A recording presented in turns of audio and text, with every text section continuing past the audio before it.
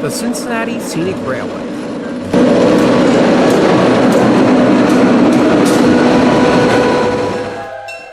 CSR is well known for their operations of the Lebanon Mason and Monroe Railroad in Lebanon, Ohio, and the Ohio Rail Experience running across western Ohio.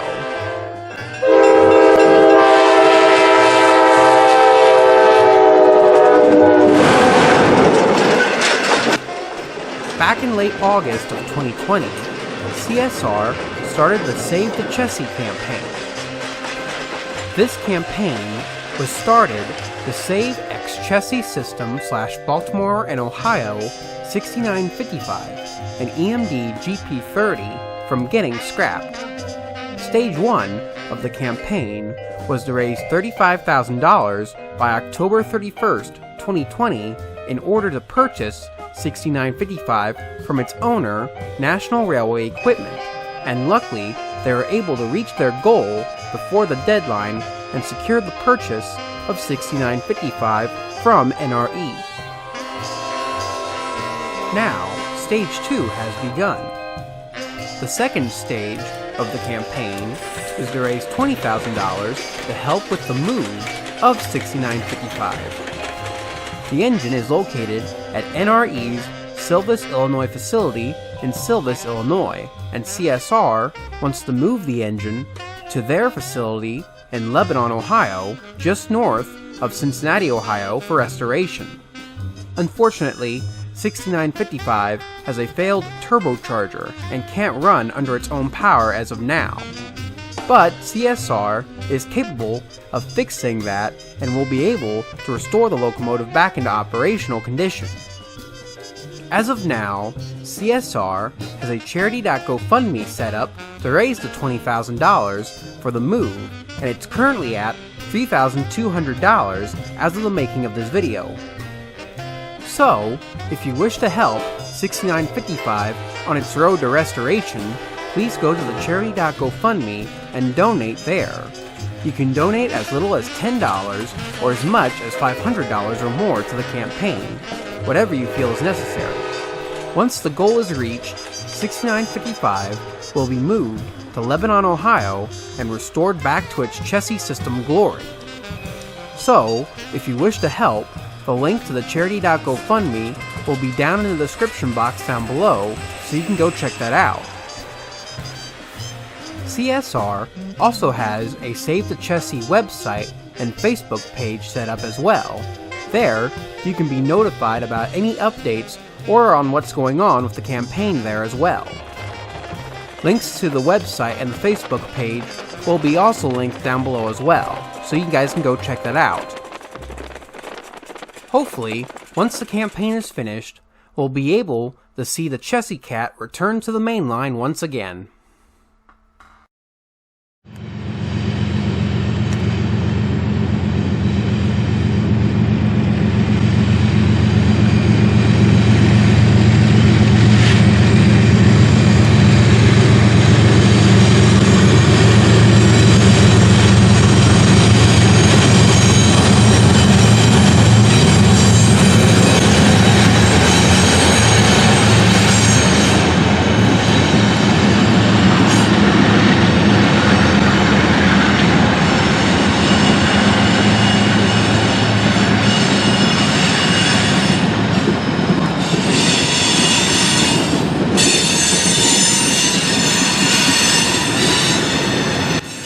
The date is January 2nd, 2020. That morning, I was at my house on my computer when I saw on HeritageUnits.com that Conrail 8098, the NS Heritage unit, was on train 170 at Irondale, Alabama to Conway, Pennsylvania freight train closing in on Columbus. At first, I thought nothing of it because I have seen 8098 before. But when I read the description, I noticed that NS 5230, an ex-Southern Railway high hood, was on board the train. So I quickly got myself together and drove down here to the High Street Bridge to catch the train. I was just in time. The only reason why I know this train is train 170 is because it was noted on heritageunits.com. Also, if you guys remember episode 49 and 38, when both Union Pacific 1982 and Southern Railway 8099, another NS Heritage unit, were on my videos, they were also on Train 170. The only difference between episode 38 and 49 and 50 was where Train 170 picked up its cars in Columbus. Back in May of 2020, Train 170 used to pick up its cars at Buckeye Yard on the west end of Columbus.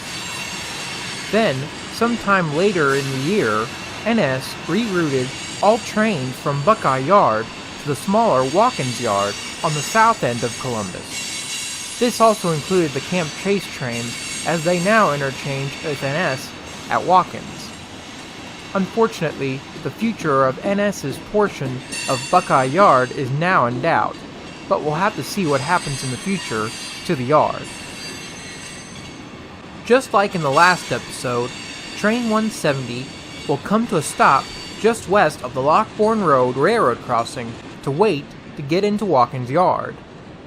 As the train continues to roll on by us, CSX surprised me with a short freight train led by CSX 4008, a rebuilt EMD SD40-3.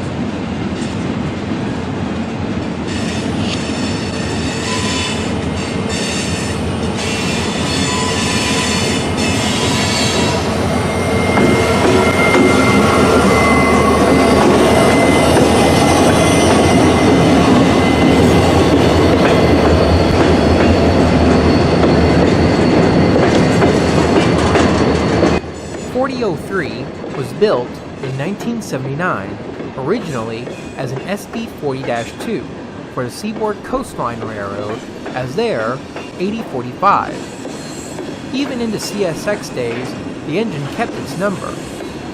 Then, in 2010, CSX rebuilt 8045 as an SD40-3 and gave it its current number. For 170, its engines consist of 3 GE ES44ACs, including Conrail 8098, an EMD SD70 ACE, a GE C44-9W, 2 brand new rebuilt AC44 C6Ms, and a vintage EMD GP38-2 5230. For 5230, it was built in 1977 for the Southern Railway and is one of the dwindling few GP38-2 high hoods still owned by Norfolk Southern. After 170's train got by here, I then relocated to Bannon Diamond. Here, we watched as another one of NS's freight trains entered into Watkins Yard. Leading this freight train was NS 7602 and its sibling 7603, both GE ES44ACs.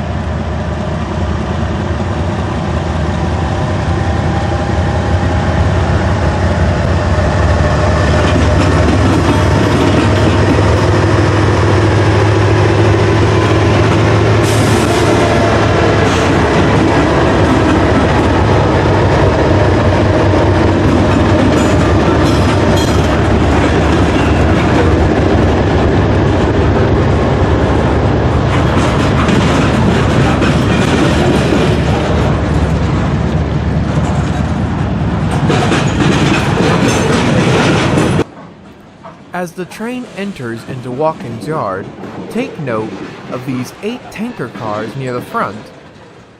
These tankers are bound for the Coca-Cola plant at the end of Discovery Park Spur. Discovery Park Spur is a short stub-end branch line that starts from the south end of Watkins and travels northeast for about 1.5 miles and ends at the Coca-Cola plant.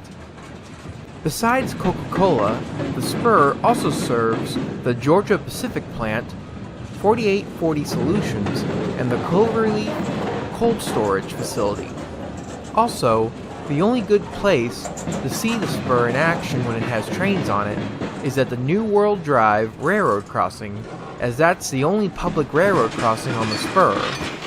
There is another railroad crossing on the line, but that's at the Coca-Cola plant, and that's not accessible to the public. Another interesting car on this train is this ex-Chicago Northwestern grain car.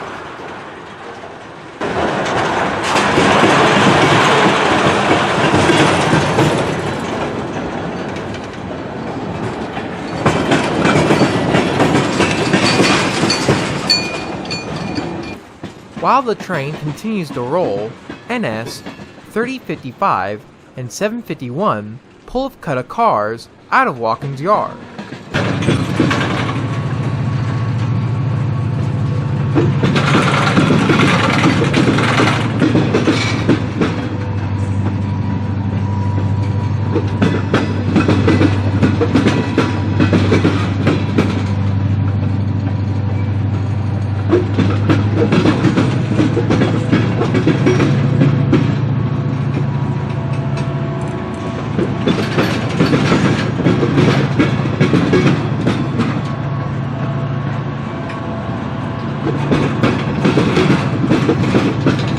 NS 3055 is an EMD GP40-2, built in 1979 for Conrail as their 3378. NS 751 is a rebuilt EMD RPE-4C, built in 1980 originally as an EMD GP50 high hood for the Southern Railway as their 7054. As the cars continue their clickety-clack on Bandon Diamond, a northbound NS intermodal train comes speeding by us, being led by a lone GE C44-9W.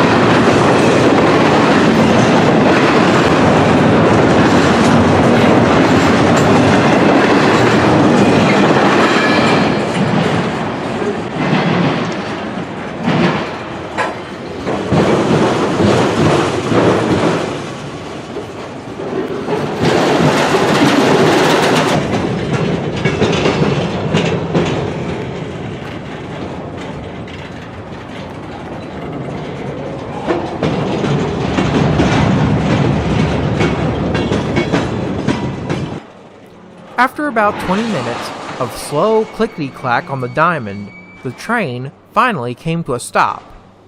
The crew of this train will now take off a cut of cars from their train and place it into Watkins Yard. So I drove down to Valley Crossing to see what was going on, but before I left, I got to watch as NS 3055 and 751 pushed their cut of cars back into the yard.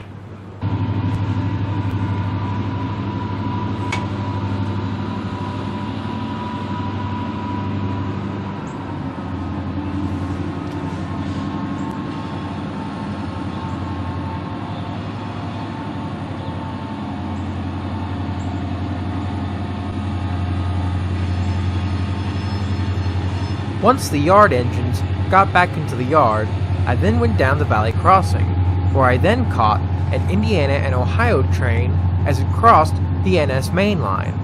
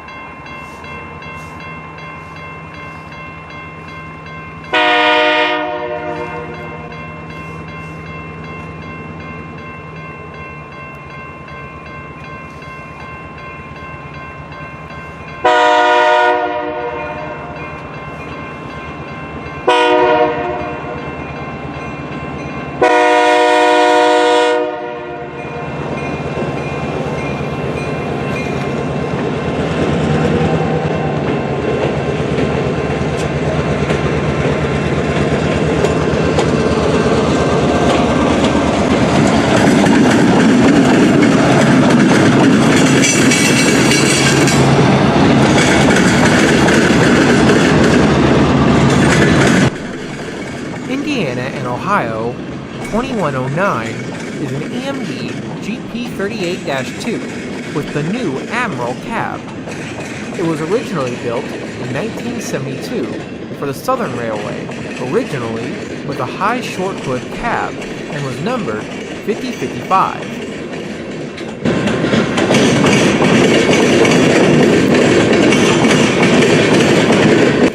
After the I&O train got by, NS 7602 and 7603 came out of Watkins Yard, light. They had just finished placing their cut of cars into the yard and were now proceeding back to their train.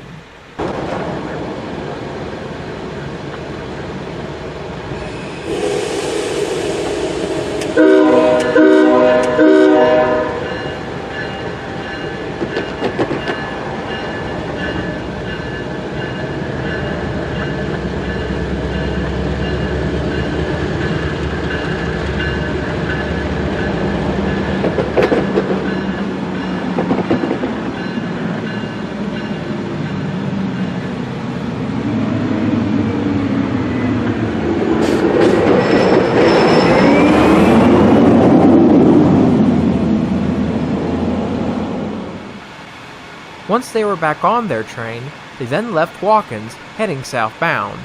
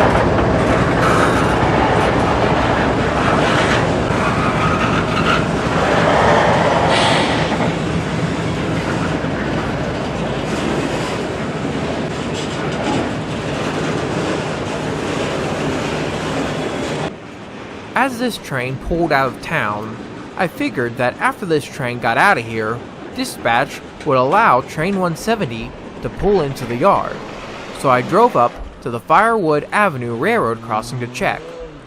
Sure enough, there was a yellow signal for train 170, and after about 10 minutes, here came the train.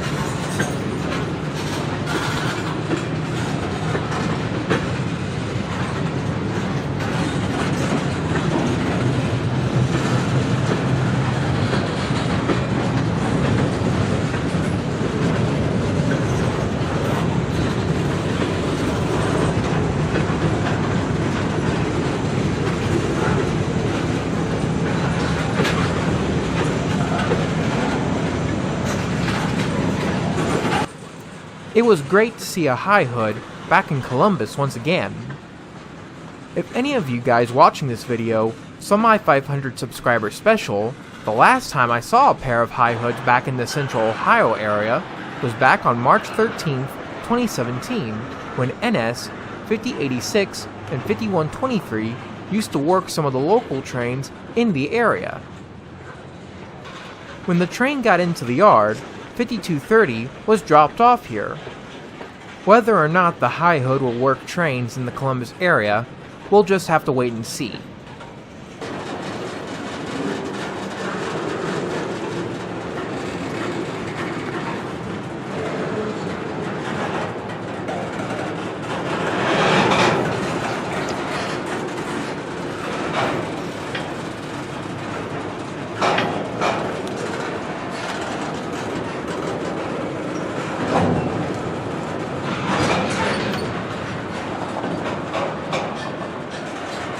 As the rear of train 170 came closer, it then came to a stop. I then heard that another train was approaching the yard on the Columbus District, so I drove back to Valley Crossing to see it. When I got back to Valley, 7602's train was gone, and in its place was a short local bound for the Discovery Park spur. But before they could cross the main line to get there, a southbound NS coal train came by here, led by a lone rebuilt GE AC-44 C6M.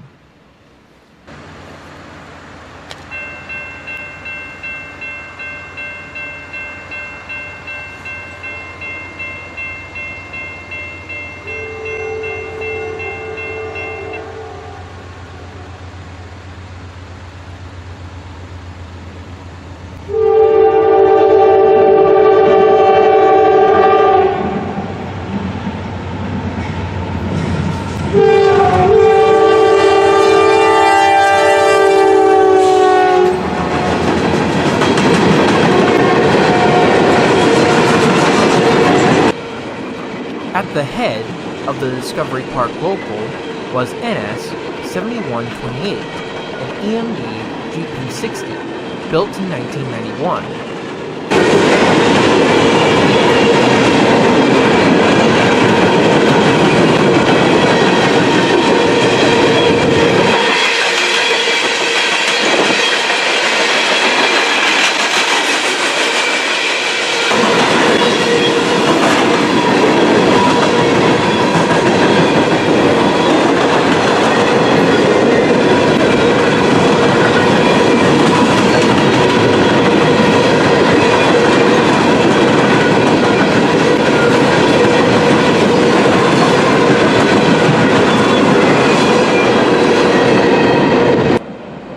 Once the coal train got by, dispatch allowed 7128 to cross the main line to get to Discovery Park, but before they did, the conductor climbed down from 7128 and the engineer pulled the train forward so the conductor didn't have to walk to the back of the train, even though it was pretty short.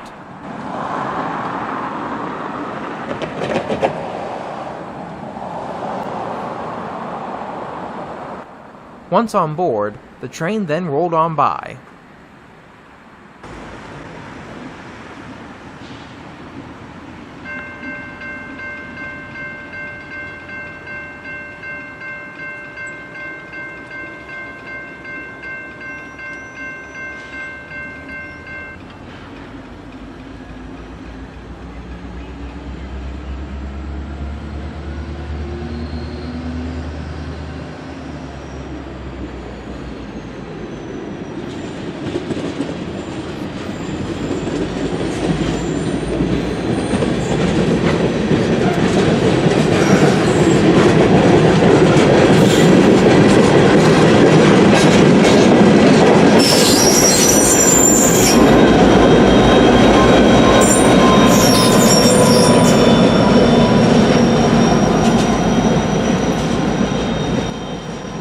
We are at not only the end of the video, but also the end of Season 2.